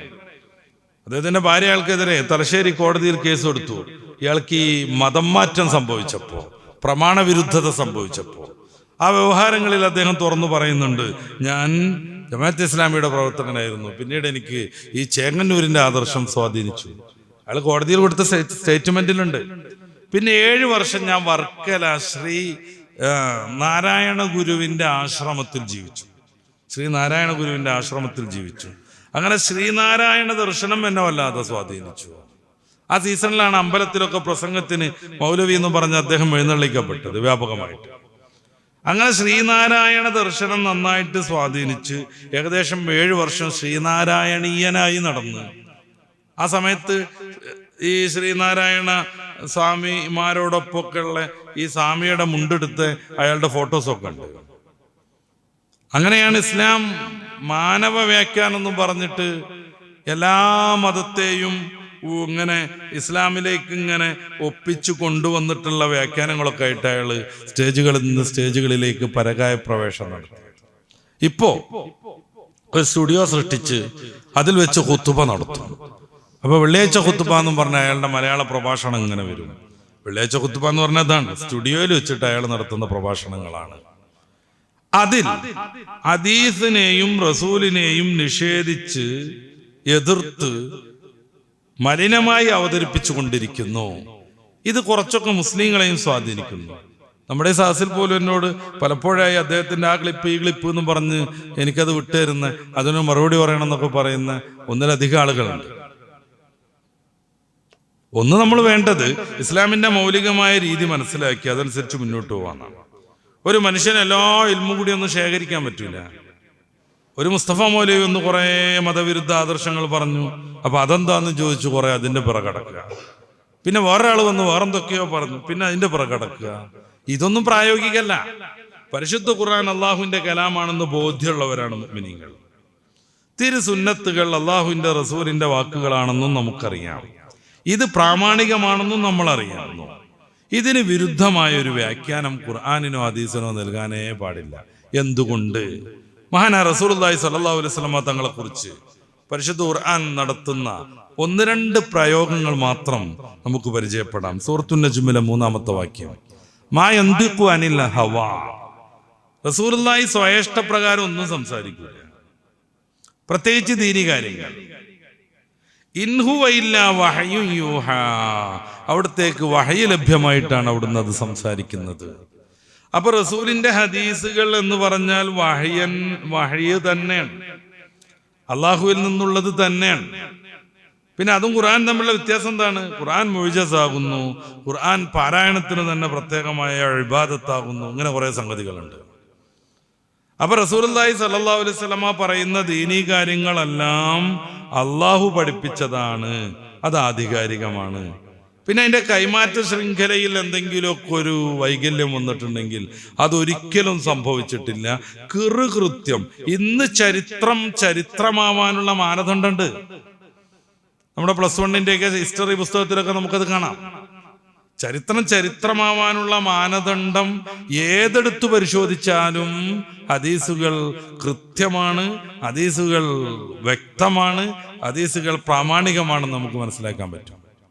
റസൂലുള്ളാഹി സ്വല്ലല്ലാഹു അലൈഹി വസല്ലമ തങ്ങൾ ഈ പറയുന്നത് അള്ളാഹുവിന്റെ കൽപ്പന പ്രകാരമാകുന്നു. അവൻ സ്വന്തമായൊന്നും പറയാതെ കേൾക്കുന്നത് പോലെ ന്യായം വിധിക്കുമെന്ന് യോഹന്നാൻ സുവിശേഷത്തിന്റെ 14-ാം അധ്യായത്തിൽ റസൂൽ സ്വല്ലല്ലാഹു അലൈഹി വസല്ലമ തങ്ങളെ പറിച്ച് യേശുക്രിസ്തു പറയുന്നുണ്ട്. അവൻ കേൾക്കുന്നത് പോലെ ന്യായം വിധിക്കും. മാ യന്തിഖു അനിൽ ഹവാ, സ്വയഷ്ടപ്രകാരം സംസാരിക്കില്ല. ഇൻ ഹുവ ഇല്ലാ വഹ്യുൻ യൂഹാ, അവിടത്തേക്ക് അവതീർണമാകുന്ന വഹയാണ് അവിടുന്ന് പറയുന്നത്. ഇപ്രകാരം സൂറത്തുൽ ഹാഖയുടെ 44-ാമത്തെ വചനം, വലൗ തഖവ്വല അലൈനാ ബഅദൽ അഖാവീൽ ലഅഖദ്നാ മിൻഹു ബിൽ യമീൻ സുമ്മ ലഖതഅനാ മിൻഹുൽ വതീൻ ഫമാ മിൻകും മിൻ അഹദിൻ അൻഹു ഹാജിസീൻ. റസൂലുള്ളാഹി സ്വല്ലല്ലാഹു അലൈഹി വസല്ലം അല്ലാഹുവിനെ കുറിച്ച് സ്വന്തഷ്ടപ്രകാരം എന്തെങ്കിലും ഒന്ന് പറഞ്ഞാൽ നമ്മൾ പിടിക്കും എന്ന് അല്ലാഹു പറയാണ്. കണ്ടനാളി മുറിക്കും എന്ന് പറയാണ്. അവിടുന്ന് റസൂലിനെ രക്ഷപ്പെടുത്താൻ പറ്റൂല ആർക്കും എന്ന് പ്രത്യേകം പറയാൻ. എന്തിനാ ഞാൻ ഈ ആയത്ത് ഉദ്ധരിച്ചത്? റസൂലുള്ളാഹി സ്വല്ലല്ലാഹു അലൈഹി വസല്ലം തങ്ങൾ പറയുന്ന കാര്യം ഏതെങ്കിലും ഒന്ന് പ്രാമാണികമല്ലെങ്കിൽ, അള്ളാഹുവിൽ നിന്ന് ലഭ്യമല്ലതാണെങ്കിൽ, ബൈബിളിലും കാണട്ടോ, ഒരാൾ പ്രവാചകനാണെന്നും പറഞ്ഞു വന്നു, അയാൾ ദൈവത്തെ കുറിച്ച് ദൈവം പറയാത്തത് സംസാരിച്ചാൽ അയാൾ ആ നിമിഷം മരിക്കും, ദൈവം കൊല്ലും എന്നൊക്കെ പറയുന്ന ഭാഗം ബൈബിളിലും കാണാം. നോക്കുങ്ങൾ എത്ര കൃത്യമാണ്.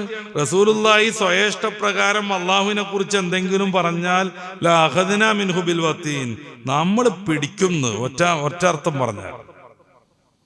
ഈ രണ്ടായത്തും മുന്നിൽ വെച്ച് നമ്മൾ ചിന്തിക്കുമ്പോൾ ഹബീബായ നബി സല്ലല്ലാഹു അലൈഹി വസല്ലമ തങ്ങളുടെ ഏത് വാക്കും പ്രവൃത്തിയും പടച്ച റബ്ബിന്റെ അംഗീകാരത്തോടു കൂടെയാകുന്നു. അവിടുന്ന് എന്തു പറഞ്ഞാലും അത് റബ്ബിന്റെ തീരുമാനം തന്നെയാകുന്നു. ഇനി സുന്നത്തിന്റെ പ്രാമാണികത പറയുന്ന, ഞാൻ നേരത്തെ പറഞ്ഞു, ചുരുങ്ങിയത് ഒരു 10-25 ആയത്തുകളെങ്കിലും നമുക്ക് ഖുർആനിൽ കാണാൻ കഴിയും. ഏതാനും 2-3 പറഞ്ഞ് നമുക്ക് ഈ വിഷയം അവസാനിപ്പിക്കാം. സൂറത്ത് ആൽ ഇംറാന്റെ 164-ാമത്തെ വാക്യം, ലഖദ് മന്നല്ലാഹു അലൽ മുഅ്മിനീൻ ഇദ് ബഅസ ഫീഹിം റസൂലൻ മിൻ അൻഫുസിഹിം. മുഅ്മിനീങ്ങൾക്ക് അല്ലാഹു വലിയൊരു അനുഗ്രഹം ചെയ്യുന്നു, അവരിൽ നിന്നുള്ള ഒരു തിരുദൂതനെ നിയോഗിക്കുക മൂലം വഴി. യത്ലു അലൈഹിം ആയാത്തി, അള്ളാഹുവിന്റെ ദൃഷ്ടാന്തങ്ങൾ ആ തിരുദൂതർ അവർക്ക് ഓതിക്കൊടുക്കുന്നു, ഖുർആൻ ഓതിക്കൊടുക്കുന്നു. വയുസക്കീഹിം വയുഅല്ലിമുഹുൽ കിതാബ വൽ ഹിക്മ, അവർക്ക് കിതാബ് വേദം പഠിപ്പിച്ചു കൊടുക്കുന്നു, വൽ ഹിക്മ വിജ്ഞാനവും പഠിപ്പിച്ചു കൊടുക്കുന്നു. വൈൻകാനൂ മിൻ ഖബ്ലു ലഫീ ളലാലിൻ മുബീൻ, അതിനു മുന്നേ റസൂൽ ഈ പാഠങ്ങളുമായി വരുന്നതിന് മുന്നേ അവർ വ്യക്തമായ വഴികേടിലായിരുന്നു. ഇവിടെ റസൂലുള്ളാഹി സ്വല്ലല്ലാഹു അലൈഹി വസല്ലം തങ്ങളെ കുറിച്ച് പറയുന്നത് റസൂലുള്ളാഹി അവർക്ക് കിതാബ് പഠിപ്പിച്ചു കൊടുക്കുന്നതാണ്, അതാണ് ഖുർആൻ. പിന്നെ പറയുന്നത് ഹിക്മത്ത് പഠിപ്പിച്ചു കൊടുക്കുന്നതാണ്, വിജ്ഞാനം. അതേതാണ്? റസൂലുള്ളാഹി സ്വല്ലല്ലാഹു അലൈഹി വസല്ലം തങ്ങൾ അവർക്ക് ഖുർആൻ പഠിപ്പിച്ചു കൊടുക്കും, അതാണ് ഖുർആൻ. പിന്നെ അവർക്ക് ഹിക്മത്തും പഠിപ്പിച്ചു കൊടുക്കും, വിജ്ഞാനം പഠിപ്പിച്ചു കൊടുക്കും. ഏതാണ് വിജ്ഞാനം? അതാണ് ഹദീസ്. സൂറത്തുൻ നഹ്ലിൽ 64-ാമത്തെ വചനം, വമാ അൻസൽനാ അലൈക്കൽ കിതാബ ഇല്ലാ ലിതുബയ്യിന ലഹും, അങ്ങേക്ക് നാം വേദഗ്രന്ഥം അവതരിപ്പിച്ചത് അങ്ങത് വിശദീകരിച്ചു കൊടുക്കാൻ വേണ്ടിയാണ്. വേദഗ്രന്ഥം ഒന്ന് വേറെ, അതിന് റസൂൽ നടത്തുന്ന വിശദീകരണം ഒന്ന് വേറെ. അതാണ് ഹദീസ്. സൂറത്തുൽ അഹ്സാബിന്റെ 45-46 വാക്യങ്ങൾ, യാ അയ്യുഹൻ നബിയ്യു ഇന്നാ അർസൽനാക ഷാഹിദൻ മുബശ്ശിറൻ വനദീറ വദാഇയൻ ഇലല്ലാഹി ബിഇദ്നിഹി വസിറാജൻ മുനീറ. റസൂലുള്ളാഹി സ്വല്ലല്ലാഹു അലൈഹി വസല്ലം തങ്ങൾ ഷാഹിദാണ്, നദീറാണ്.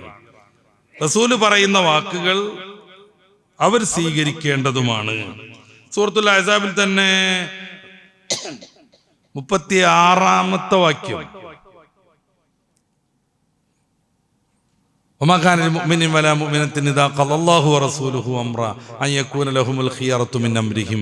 അള്ളാഹുവിനെയും ആഖിറത്തിനെയും വിശ്വസിക്കുന്ന മുഅ്മിനിന് അള്ളാഹും റസൂലും ഒരു തീരുമാനം എടുത്താൽ അതിന് വിരുദ്ധമായി പ്രവർത്തിക്കാൻ പറ്റൂല. അള്ളാഹിന്റെ തീരുമാനം ഖുർആൻ, റസൂലിന്റെ തീരുമാനം ഹദീസുകൾ. നിരവധിയായ ഹദീസുകളിൽ ആയത്തുകളിൽ നമുക്കിത് കാണാൻ പറ്റും. ഇൻ കുൻതും തുഹിബ്ബൂനല്ലാഹ ഫത്തബിഊനി യുഹിബ്ബുകുമുല്ലാഹ്. നിങ്ങൾ അള്ളാഹുവിനെ ഇഷ്ടപ്പെടുന്നുണ്ടെങ്കിൽ എന്നെ പിന്തുടരണം. റസൂലുള്ളാഹി സ്വല്ലല്ലാഹു അലൈഹി വസല്ലം തങ്ങളോട് പറയാൻ അള്ളാഹു കൽപ്പിക്കുക. സൂറത്ത് ആൽ ഇംറാന്റെ 31-ാമത്തെ വാക്യം, ഖുൽ അത്തിഉല്ലാഹ വറസൂൽ. അള്ളാഹുവിന് വഴിപ്പെടുക, റസൂലിനും വഴിപ്പെടുക. അള്ളാഹുവിന് വഴിപ്പെടുക എന്ന് പറഞ്ഞാൽ ഖുർആൻ അംഗീകരിച്ച് ജീവിക്കുക. റസൂലിന് വഴിപ്പെടുക എന്ന് പറഞ്ഞാലോ അത് ഹദീസ് അനുസരിച്ച് ജീവിക്കുക. സൂറത്ത് ആൽ ഇംറാന്റെ 32-ാമത്തെ വാക്യം. ഇതേ പ്രകാരം തന്നെ അത്തിഉല്ലാഹ വറസൂല ലഅല്ലക്കും തുർഹമൂൻ. അല്ലാഹുവിനും റസൂലിനും നിങ്ങൾ വഴിപ്പെടണം, എങ്കിൽ നിങ്ങൾക്ക് കരുണ ലഭിച്ചേക്കും. സൂറത്ത് ആൽ ഇംറാന്റെ തന്നെ 132-ാമത്തെ വാക്യം. നോക്കൂ നിങ്ങൾ, അള്ളാഹിന് വഴിപ്പെടുക അതാണ് ഖുർആൻ, റസൂലിനും വഴിപ്പെടുക അതാണ് ഹദീസ്. ഇതേ പ്രയോഗം സൂറത്തു നിസാഇന്റെ 59-ൽ കാണാം. യാ അയ്യുഹല്ലദീന ആമനൂ അത്തിഉല്ലാഹ വഅത്തിഉർ റസൂൽ. ഇതിന്റെ വേറൊരു രീതിയിലുള്ള പ്രയോഗം സൂറത്തു നിസാഇന്റെ 64-ൽ കാണാം. വമാ അർസൽനാ മിർ റസൂലിൻ ഇല്ലാ ലിയുതാഅ ബിഇദ്നി. റസൂലിനെ നമ്മൾ നിയോഗിച്ചത് വഴിപ്പെടാൻ വേണ്ടി മാത്രമാണ്.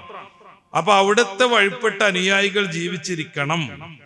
അള്ളാഹുവിന്റെ കലാമിനെ വേറെ പറയുന്നു, റസൂലിനോടുള്ള വഴിപ്പാടും അവിടുന്ന് പഠിപ്പിക്കുന്ന മസ്അലകളും ദീനും വേറെ പറയുന്നു. ഇതാണ് ഹദീസുകൾ എന്ന് പറയുന്നത്. കുറേയേറെ സൂറത്തുകളിൽ ഇത്തരം വാക്യങ്ങൾ ധാരാളമായി ഉദ്ധരിക്കപ്പെട്ട് നമുക്ക് കാണാം. അത്തിഉല്ലാഹ വറസൂല വലാ തനാസഉ ഫതഫ്ശലു വതദ്ഹബ റീഹുക്കും. സൂറത്തുൽ അൻഫാലിന്റെ 46-ാമത്തെ ആയത്ത്. നിങ്ങൾ അള്ളാഹുവിന് വഴിപ്പെടണം, റസൂലുള്ളാഹി സ്വല്ലല്ലാഹു അലൈഹി വസല്ലമ തങ്ങൾക്കും വഴിപ്പെടണം. അല്ലാതെ സ്വന്തം ഇഷ്ടപ്രകാരം ജീവിക്കാൻ പറ്റൂല. സൂറത്തുൽ അഹ്സാബിന്റെ 36-ാമത്തെ ആയത്തിൽ പറയുന്ന കാര്യം നമ്മൾ നേരത്തെ സൂചിപ്പിച്ചു. ഇനി സൂറത്ത് മുഹമ്മദിന്റെ 33-ാമത്തെ വാക്യം, യാ അയ്യുഹല്ലദീന ആമനൂ അത്തിഉല്ലാഹ വഅത്തിഉർ റസൂൽ. റസൂലിന് വഴിപ്പെടണം. പിന്നെ സൂറത്തുൽ ഹശറിന്റെ 7-ാമത്തെ വാക്യം, വമാ അതാകുമുർ റസൂലു ഫഖുദു വമാ നഹാകും അൻഹു ഫൻതുഹു. റസൂൽ എന്ത് പഠിപ്പിച്ചോ അത് സ്വീകരിക്കണം, റസൂൽ എന്ത് വിരോധിച്ചോ അത് മാറ്റിവെക്കുകയും ചെയ്യണം. സൂചിപ്പിച്ചല്ലോ, നിരവധിയായ ഖുർആൻ വാക്യങ്ങളിൽ ഇത് നമുക്ക് കാണാൻ പറ്റും. വമൻ യഅസില്ലാഹ വറസൂല വയതഅദ്ദ ഹുദൂദ യുദ്ഖിൽഹു നാറ. അള്ളാഹുവിന് വിരുദ്ധമായി പ്രവർത്തിച്ചാൽ, റസൂലിന് വിരുദ്ധമായും പ്രവർത്തിച്ചാൽ നരകത്തിൽ കയറേണ്ടി വരും. സൂറത്തു നിസാഇന്റെ 14-ാമത്തെ വാക്യം. ഇങ്ങനെ തുടങ്ങി ഖുർആനിൽ ഞാൻ നേരത്തെ സൂചിപ്പിച്ചു 10-25-ലധികം ആയത്തുകളിൽ ഹദീസ് അംഗീകരിക്കണമെന്ന് കൃത്യമായി പറയുന്നു. അതുകൊണ്ടാണ് ഞങ്ങൾ ഖുർആൻ അംഗീകരിക്കുന്നുണ്ട്, ഹദീസ് അംഗീകരിക്കൂല എന്ന് പറയുന്നത് ശുദ്ധ ബോഷ്കാണെന്ന് നമ്മൾ പറയുന്നത്. ഒരാൾ പറയാം, മുസ്തഫ മൗലവി വന്നിട്ട് പറയാം, ഞാൻ ഖുർആൻ അംഗീകരിക്കും, ഹദീസ് അംഗീകരിക്കില്ല. ഈ ഖുർആനിലോ 25-ലധികം വചനങ്ങളിൽ നബിയെ അംഗീകരിക്കണം, നബിയുടെ വാക്കുകൾ കേൾക്കണം, അവിടുത്തെ കൽപ്പന മാനിക്കണം എന്നൊക്കെ കൃത്യമായിട്ട് പറയും ചെയ്യാം. എന്നിട്ട് ഈ മൗലവി പറയാണ്, ഞാൻ ഖുർആനിനെ അംഗീകരിക്കും, അത് മതിനിക്ക്. ഖുർആൻ അംഗീകരിക്കുന്ന ഒരു മനുഷ്യന് ഹദീസ് അംഗീകരിക്കാതെ ജീവിക്കാനേ പറ്റില്ല. സൂറത്തുൽ അഹ്സാബിന്റെ 36-ാമത്തെ വാക്യം ഖുർആന്റെ അകമ്പൊരുൾ ഉണ്ടാക്കിയപ്പോ ഈ മൗലവി കണ്ടിട്ടില്ലായിരിക്കും. അവിടെ എന്താ പറയണത്? വമാ കാന ലിമുഅ്മിനിൻ വലാ മുഅ്മിനത്തിൻ.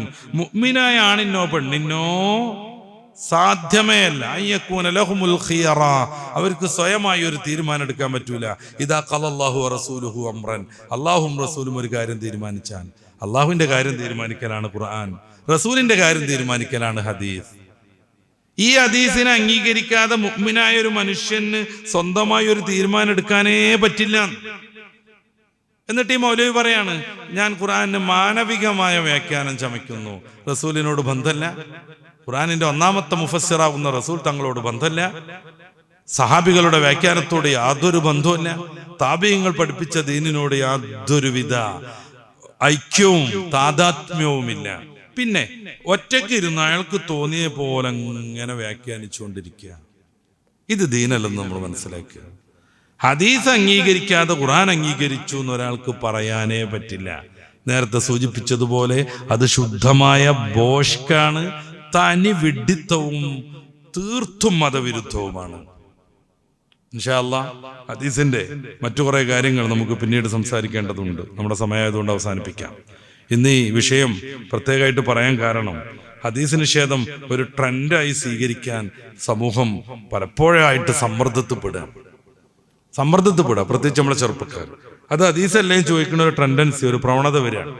അപ്പോ ഹദീസ് ഏറ്റവും പ്രാമാണികമാണെന്നും ഇസ്ലാമിന്റെ 2ാം പ്രമാണമാണെന്നും അതിൽ യാതൊരു സംശയത്തിന്റെ നിഴലില്ലെന്നും ചില ഹദീസ് നിഷേധികളൊക്കെ എന്തിനാ അങ്ങനെയൊക്കെ ഹദീസ് നിഷേധമായിട്ട് വന്നത്, അത് അവരുടെ സ്വാർത്ഥ താല്പര്യങ്ങൾക്ക് വേണ്ടിയാണെന്നും നമ്മുടെ ക്ലാസ്സിൽ പങ്കെടുക്കുന്ന ആളുകളെങ്കിലും മനസ്സിലാവണമെന്ന് നമ്മുടെ ക്ലാസ്സിൽ നിന്ന് തന്നെ അത്തരം നിർദ്ദേശങ്ങൾ കിട്ടിയതുകൊണ്ടാണ് നമ്മൾ ഇങ്ങനെ ഒരു വിഷയം ചർച്ച ചെയ്തത്. ഇൻഷാ അല്ലാഹ് അള്ളാഹു നമ്മെ കബൂലാക്കട്ടെ. അള്ളാഹുവിൻ്റെ ദീന് പഠിക്കാൻ, അതിൻ്റെ ഏറ്റവും ആധികാരികമായ രീതിയിൽ നിന്ന് പഠിക്കാൻ അള്ളാഹു നമ്മയൊക്കെ അനുഗ്രഹിക്കുമാറാവട്ടെ. കുറച്ചൊക്കെ പ്രയാസമുള്ള വിഷയങ്ങളൊക്കെ പറയേണ്ടി വരും നമ്മുടെ ക്ലാസ്സിൽ, സ്വാഭാവികം മാത്രമാണ്. നമ്മൾ കേട്ട നിസ്കാരം നോമ്പും തന്നെ പറഞ്ഞിരിക്കാനാണെങ്കിൽ നമ്മളിങ്ങനെ രാവിലെ ഒരുമിച്ച് കൂടി പിരിയേണ്ട കാര്യമില്ല. കൂടുതൽ ഇൽമിലേക്ക് നമ്മൾ പോകണം. പ്രത്യേകിച്ച് സോഷ്യൽ മീഡിയയിൽ നിന്ന് മാറി നിൽക്കാൻ നമ്മുടെ ഈ വയസ്സായ സഹോദരന്മാർക്ക് പോലും പറ്റണില്ല. അപ്പൊ ഇത്തരം ക്ലിപ്പുകൾ വന്ന് അലച്ചുകൊണ്ടേയിരിക്കും. ഈ മൗലവിയുടെ തന്നെ കുറെ കാര്യങ്ങൾ, ഖബറിൽ ശിക്ഷ ഉണ്ടോ ഇല്ലേ, പെണ്ണുങ്ങളുടെ സ്വാതന്ത്ര്യം, ഇങ്ങനെ തുടങ്ങി കുറേ വിഷയത്തിൽ ഇയാളുടെ സ്വന്തം മതമുണ്ട് ഇസ്ലാമിന്റെ മേലിൽ അധ്യാരോപിച്ചിട്ടുള്ളത്. അതൊക്കെ ഘട്ടം ഘട്ടമായോ അല്ലെങ്കിൽ 2-3 ക്ലാസ് തുടർച്ചയായിട്ടോ ഒക്കെ ചർച്ച ചെയ്യേണ്ടതാണ്. നമ്മൾ ബോറടിക്കാത്ത വിധം ആ കാര്യങ്ങളൊക്കെ സംസാരിക്കുകയും, ഇത് നമുക്ക് പഴയ കേട്ടമാതിരിയുള്ള ഒരു വിഷയമൊന്നുമല്ല. അപ്പോൾ കുറച്ച് ഹാർഡാണെന്ന് തോന്നിയിട്ട് മുഷിപ്പ് വരാതെ ഇത് അള്ളാഹുവിൻ്റെ ദീന് സംരക്ഷിക്കാനുള്ള, ഏറ്റവും ചുരുങ്ങിയത് നമ്മുടെ ഈമാനെങ്കിലും സംരക്ഷിക്കാനുള്ള ഒരു സംരംഭമാണ് എന്ന് കരുതി നമ്മളൊക്കെ ഇതിനോട് നല്ല രീതിയിൽ തന്നെ സഹകരിക്കണമെന്ന് ഓർമ്മപ്പെടുത്തുന്നു. അള്ളാഹു നമ്മെ കബൂലാക്കട്ടെ. നമ്മുടെ വിജ്ഞാനം അള്ളാഹു വർദ്ധിപ്പിച്ചു തരട്ടെ. നമ്മിൽ നിന്ന് വന്ന അഭാഗങ്ങളൊക്കെ അവൻ വിട്ട് പുറത്തു മാപ്പാക്കി തരട്ടെ. റഹ്മാനായ റബ്ബെ, ഞങ്ങളോട് കാരുണ്യം കാണിക്കണേ റഹ്മാനെ. ഞങ്ങളുടെ മക്കൾ, ഞങ്ങളുടെ ഭാര്യമാർ, ഞങ്ങളുടെ മാതാപിതാക്കൾ, ബന്ധുമിത്രാദികൾ, സ്നേഹിച്ചവർ എല്ലാവർക്കും നീ നിന്റെ കാരുണ്യം ചൊരിഞ്ഞു കൊടുക്കണേ റഹ്മാനെ. ഞങ്ങളുടെ ഈ വിജ്ഞാന സദസ്സ് നീ കബൂലാക്കണേ തമ്പുരാനെ. ഇങ്ങോട്ടെടുത്ത് വെച്ച ഓരോ ചവിട്ടടിക്കും പകരം ഞങ്ങളുടെ ദറജ സ്വർഗത്തിൽ നീ ഉയർത്തി തരണേ തമ്പുരാനെ. പടച്ചവനെ, ഞങ്ങളുടെ പാപങ്ങൾ പൊഴിച്ചു തരണേ റഹ്മാനെ. നിന്റെ ദീന് പറയൽ മാത്രമാണ് ഞങ്ങളുടെ ലക്ഷ്യം, കക്ഷിത്തം പറയലല്ല, ഗ്രൂപ്പിസം വളർത്തലല്ല. പടച്ച റബ്ബേ, നിന്റെ ദീന് പറയാൻ വേണ്ടി ഒരുമിച്ച് കൂടുന്ന ഈ സംഘത്തെ നീ കബൂലാക്കണേ റഹ്മാനെ. ധാരാളമായി ഇൽമു പഠിക്കാനും പരിശുദ്ധ ഇസ്ലാമിൻ്റെ യഥാർത്ഥ വക്താക്കളാവാനും ഞങ്ങൾക്ക് നീ അനുഗ്രഹം നൽകണേ തമ്പുരാനെ. രോഗങ്ങളും പ്രയാസങ്ങളും അനുഭവിക്കുന്നവരുണ്ട്, എല്ലാവർക്കും നീ ശമനം നൽകണേ തമ്പുരാനെ. ربنا آتنا في الدنيا حسنة وفي الآخرة حسنة وقنا عذاب النار. آمين برحمتك يا أرحم الراحمين. وصلى الله تعالى وسلم على خير خلقه سيدنا محمد وآله وصحبه أجمعين والحمد لله رب العالمين.